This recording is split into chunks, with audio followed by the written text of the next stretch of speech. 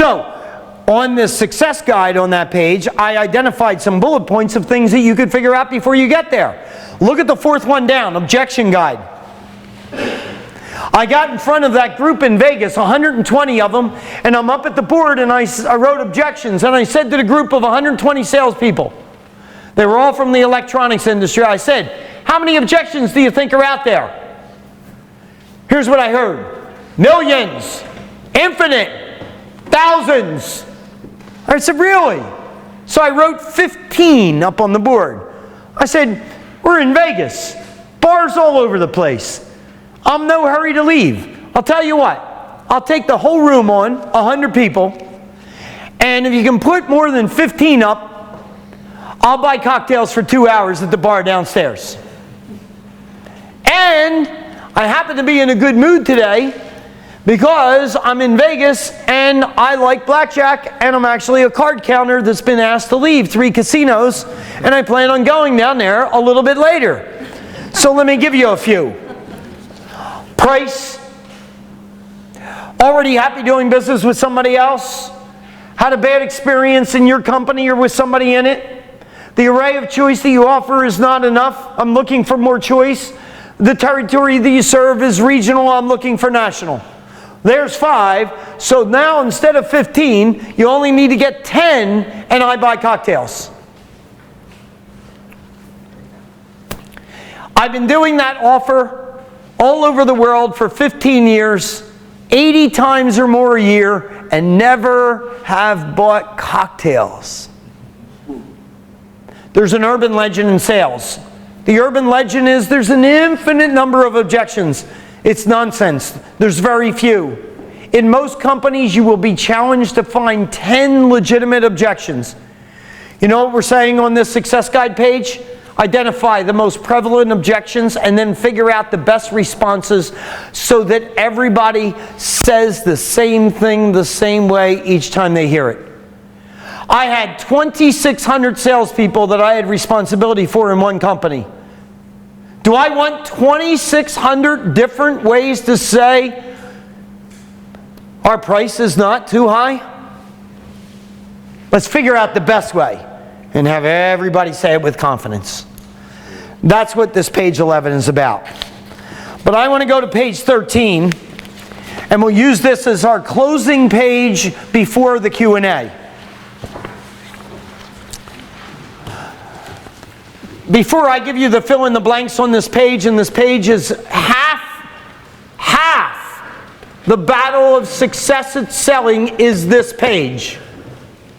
But before I give you this page, I'll remind you of one thing, and that was, if you're going to get my newsletter, I need your business card. If you don't have a business card before you leave, just legibly print your name and an email address. And why would you come here without a business card? Whatever. All right. Nonetheless, at least get the newsletter. The other thing I would point out is on page number 14, just behind this page, the only thing I want you to point out is the dotted line box. I have audios, videos, books, all of that stuff. It's all on my website. The only thing that we're telling you here is anything that you make an investment by purchasing it through our website, you put the word value, V-A-L-U-E in, and we automatically deduct 25% off of the list. Okay? So if you're going to use and do anything with my stuff, that's the way to do that. All right. Back on to 13. 50% or more of success is a head case. 50% or more of success is getting up in the morning and saying, God bless the competition, I'm going to kick their butt.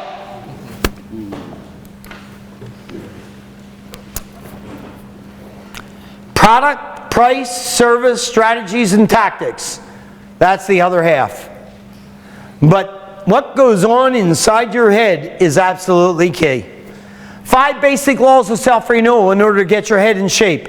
The first law is the law of self-discipline.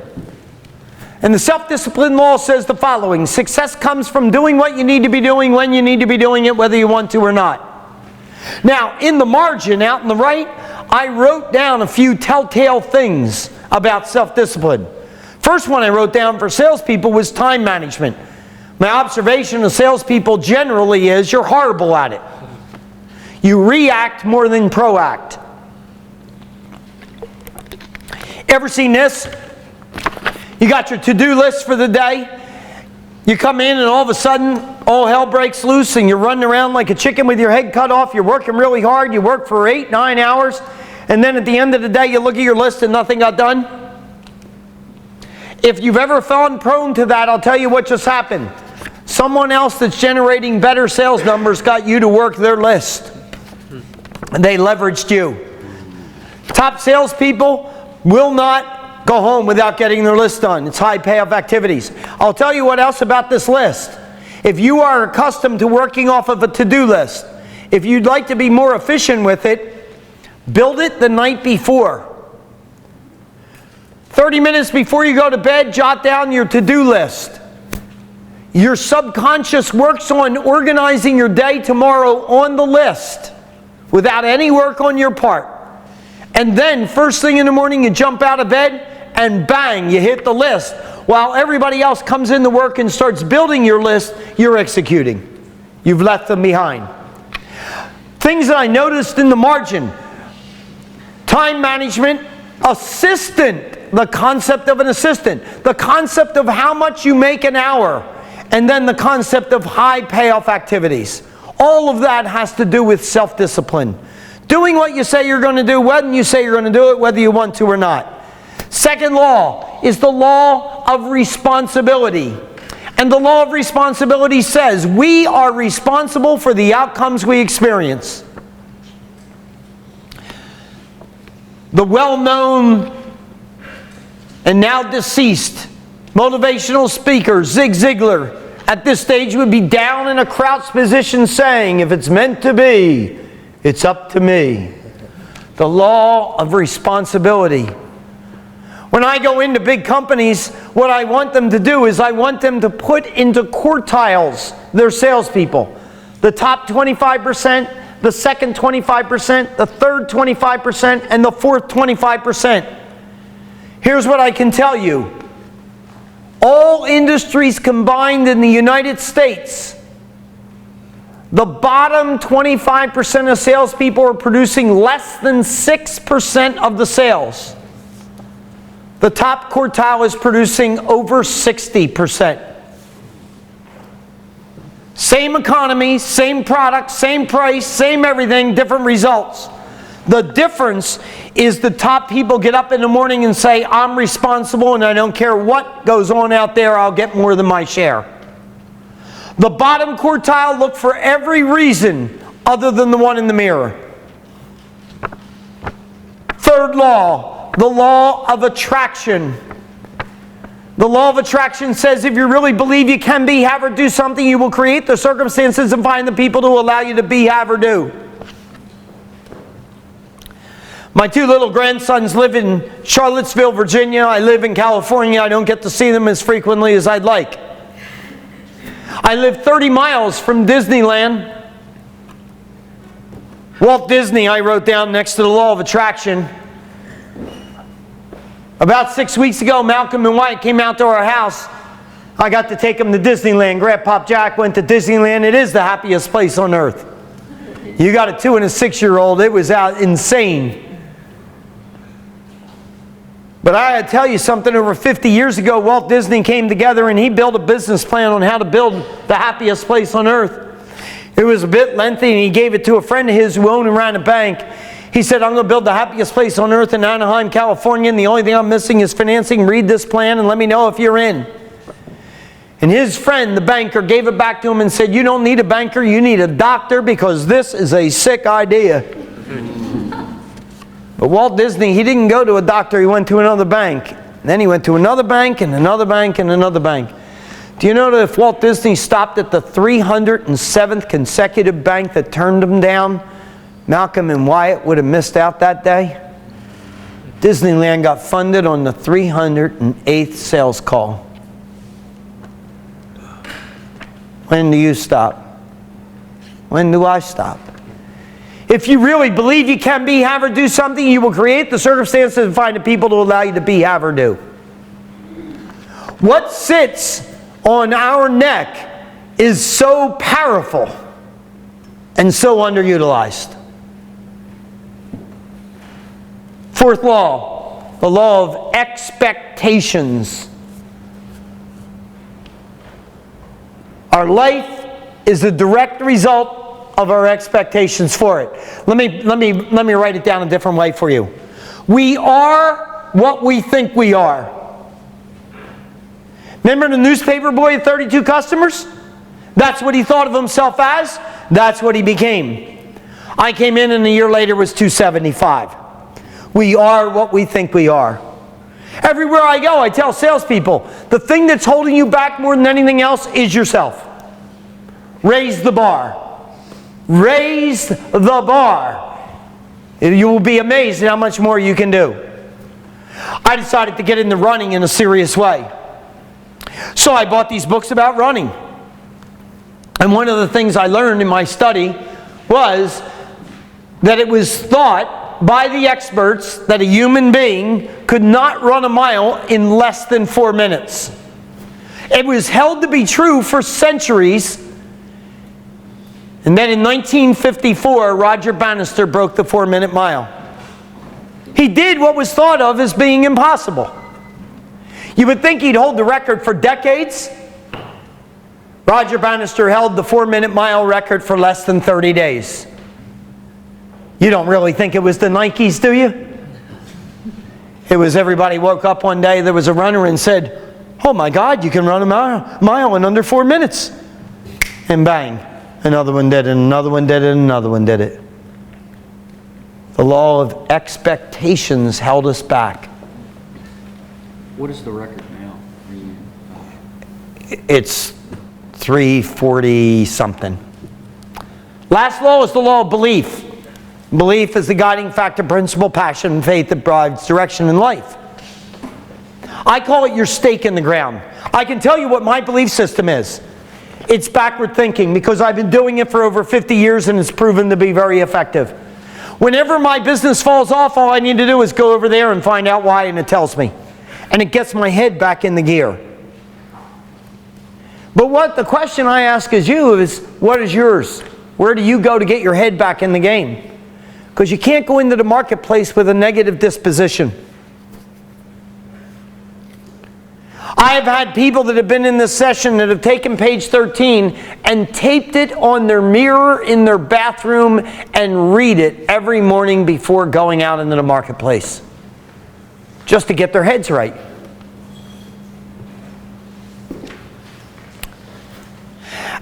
At 57 years old, I didn't know how to swim. I stand in front of you at 65 years old. I have competed successfully in the Half Ironman World Championship, in the Full Ironman World Championship, and 2 years ago I went to Vitoria, Spain, and competed against 60 countries wearing our country's uniform representing Team USA. There's no reason that you can logically explain that, except I can tell you I own that page. I have owned that page my whole life. I'm right here. This 6 inches is precious. Keep it strong. Hopefully the ideas that I share with you this morning don't stay in this room. I'm really pleased to see how many people took good notes. They just need to be implemented. And with that, I'll open up the floor to any questions you might have. Anybody have any questions? I have a question. Yes, sir. Of these products you have in the back, if I want to teach like everything you've done in this whole sales thing to about 50 other salespeople, yes. What can I buy on your products? Smart selling, the audio and the video. The other thing that I would, what's your name? William Albritton. William. So the other thing that I would tell you is that if you go to my website, I just finished an online university, and it's 13 hours. Watch it when you want, as often as you want, and we license it for 5 people at a time, and you can add additional people, and you get a year's use out of it. So it's plug and play time, and that's as recent as recorded just 2 months ago. And so that's the online university. But everything else is in DVD and audio and video. And also, like a 50-page workbook comes every time that you want to print it as often as you want. Okay? Thanks for the question. Yes, sir. Jeff. When you're making that initial contact and getting the business cards, in my business, I don't usually get business No, you're not. I get names and numbers. Yep. Is it better to text or ask for a... Oh, it's a great question. So there's a lot of stuff I want to give an answer to Jeff here. First of all, he pointed out that, you know, these are kids that he's dealing with. They don't have business cards, you know, that kind of thing. So everything that I said today does not apply to everybody, right? So you have to cherry pick the things that apply in your business. But he also brought up a great point, and that is, I said email. Because I'm old and email is what my method of communication is. If I'm dealing with kids, it's a text. Without a doubt. Without a doubt. I mean, the kids that are in my world all look at me and just call me an old man. And make fun of me and laugh at me. It's okay. What else? Question?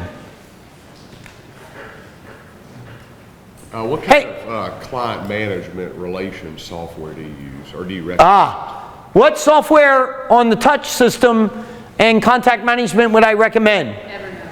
So, I have a really good answer on that. The one they will use. Every system out there has more in it than you will ever use. So make it simple and make it effective for your business. So here's what I can tell you. Salesforce is great, but there's an investment that goes with that because it's on a monthly basis that you're paying per person at about $50 a head, right? Alternatively, I could go to ACT, which has been around for 20 years. It's all the wrinkles are out. There's probably on their 15th version, and there's a whole consultant group out there that can give you get you up and running and within about 8 hours, and you'll pay about $50 a person one time, and that's it, and you own it. So if I were a small to medium-sized business, I'd opt for ACT over Salesforce, but it's your call. I'd have to know a lot more about your business. The most important thing is the one they'll use. Build the process so they'll use it. How many people today felt like the morning went by pretty quickly? How many people had a good time? Cool. How many people felt that I had a good time? So you can tell. You can tell I like what I do, right? All right. Let me show you this. This is the last tidbit before I send you to the exit. Here we go. It is authentic and is genuine. I am in my place of passion. But part of the reason that you felt like you had a good time today is because I did. And I was able to transfer that feeling to you. Here's what I want to tell you. That's a sales move. That every one of you has that same capability.